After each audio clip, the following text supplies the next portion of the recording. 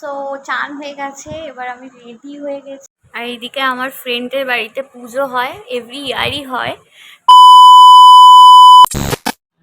Hello everyone, welcome back to my channel.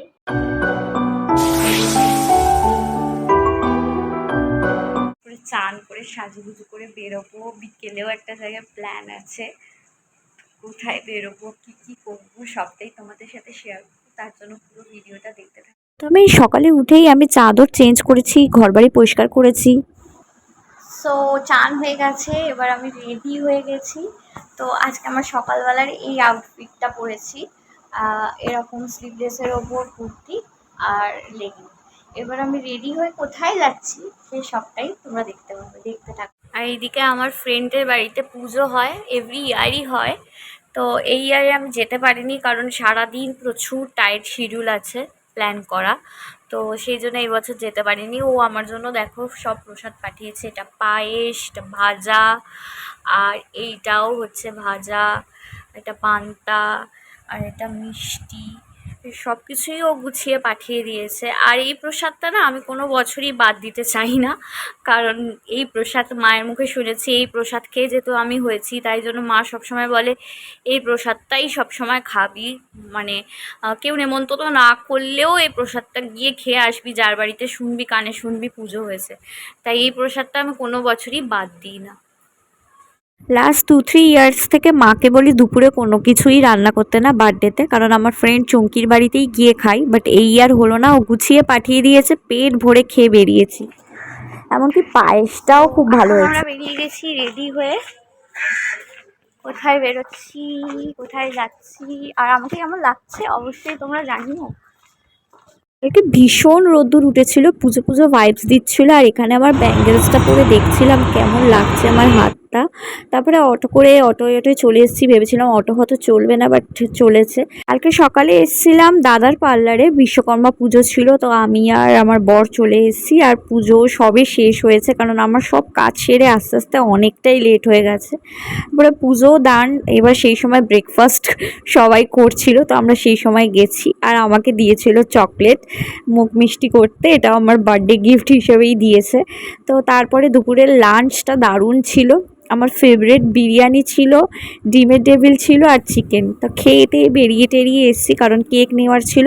আর আমার মা cake order দিয়ে রেখেছিল আগের দিন, তো মঙ্গেনিসে গেছিলাম কেক নিতে। তো যেহেতু একটুখানি টাইমলি আমাকে সব কাজটা করতে হবে, কারণ বিকেলে যে জায়গাটায় প্ল্যান করা আছে সেটা 7:30টার মধ্যে সেখানে ঢুকতে হবে।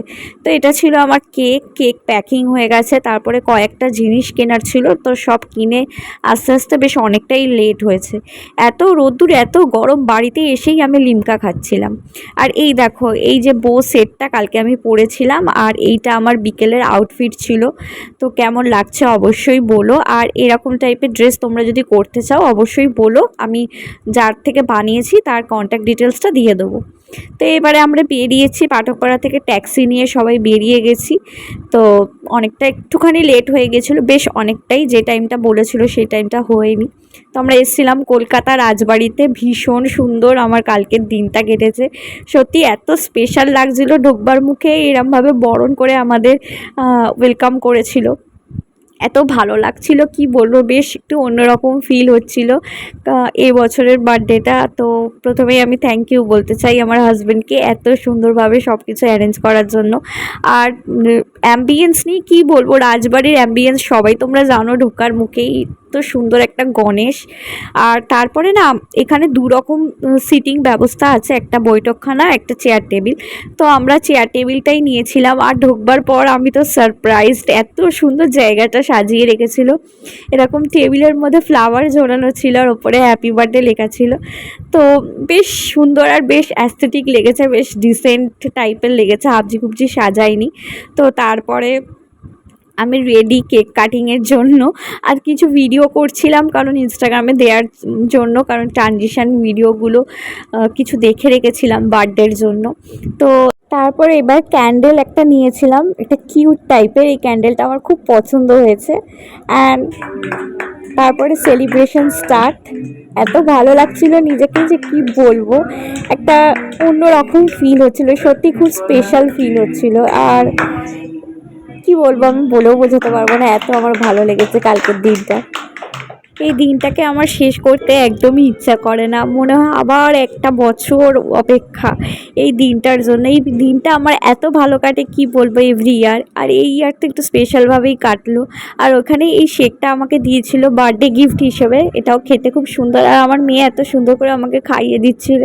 আমার তো খুব খুব কি বলবো, এত মানে ইমোশন হয়ে পড়ছিলাম কি বলবো। তো শ্বশুরমশাই চলে যাওয়ার পর এইরকমভাবে বার্থডে সেলিব্রেশনটা একটু অন্যরকম লাগলো। আর বাবাকে তো আমি ভীষণ মিস করি, সব সময় প্রতিটা মুহূর্তে মিস করি এবং করব। তো সব কিছু তো সবসময় শেয়ার করা যায় না, আমি চুপচাপই থাকি। আমার ভীষণই মন খারাপ করে বাবার জন্য, কারণ এই পুজোর সময় বা যে কোনো অকেশানে যাকে মিস করি সেটা হচ্ছে বাবা। আর এই ভয়েস ওভারটা দিতে গিয়ে সত্যি কথা বলতে আমার চোখ দিয়ে জলই বেরিয়ে আসছে। তো তারপরে যাই হোক, খাওয়া দাওয়া ডান, এবার চলো ঘুরে দেখাই অ্যাম্বিয়েন্সটা কীরকম, কলকাতার রাজবাড়ি কীরকম স্টাইলে সাজানো, চলো একটু তোমরাও দেখে নাও। একটা রাজবাড়িতে যেরকম একটা ভাইবস হয় ঠিক ওরকমই একটা ভাইবস, ওরকমই সাজানো গুছানো একটা নিরিবিলি প্লেস। আর খাবার দাবারের কোয়ালিটি হচ্ছে ভীষণ ভালো, কোয়ালিটি কোয়ান্টিটি দুটোই ভীষণ ভালো। আর আমরা মেনুতে নিয়েছিলাম বাসন্তী পোলাও, সাদা ভাত, চিংড়ি মাছের মালাইকারি, মটন কষা, মিষ্টি নিয়েছিলাম, রসমালাই, চাটনি, পাঁপড়, টমেটোর চাটনি, পাঁপড়, টোটাল 3 জনের 2K মতো খরচা হয়েছে। তো ব্যাস বাড়িতে চলে এসেছি, একটা ঠাকুর দেখলাম, বিশ্বকর্মা ঠাকুর। আর বাড়িতে যতই আসছি না ততই মনটা খারাপ করছে, দিনটাকে শেষ করতে দিতে ইচ্ছেই করে না, কিন্তু শুরু যেখানে শেষ তো করতেই হবে। আর বাড়িতে এসে মা আমাকে টাকা দিয়েছিল, অনেক দিন ধরেই বলছিল যে তুই টাকাটা নিয়ে নে, যা কেনার কিনে নে, বাট আমি বলছিলাম না, আমি জন্মদিনের দিন রাত্রিবেলাই নেব। তো টাকাটা পেয়ে খুবই খুশি লাগছে, খুবই ভালো লাগছে। আর পুজোর সময় তো সবাইকে দিতেই হয়, নিজের জন্যও প্রচুর শপিং করেছি। আর তোমাদের কাছে কিছু সেরা মুহূর্তের ফটো তুলে ধরলাম। ভিডিওটা ভালো লাগলে অবশ্যই লাইক করে দিও, চ্যানেলটা সাবস্ক্রাইব করতে কিন্তু ভুলো না। টাটা।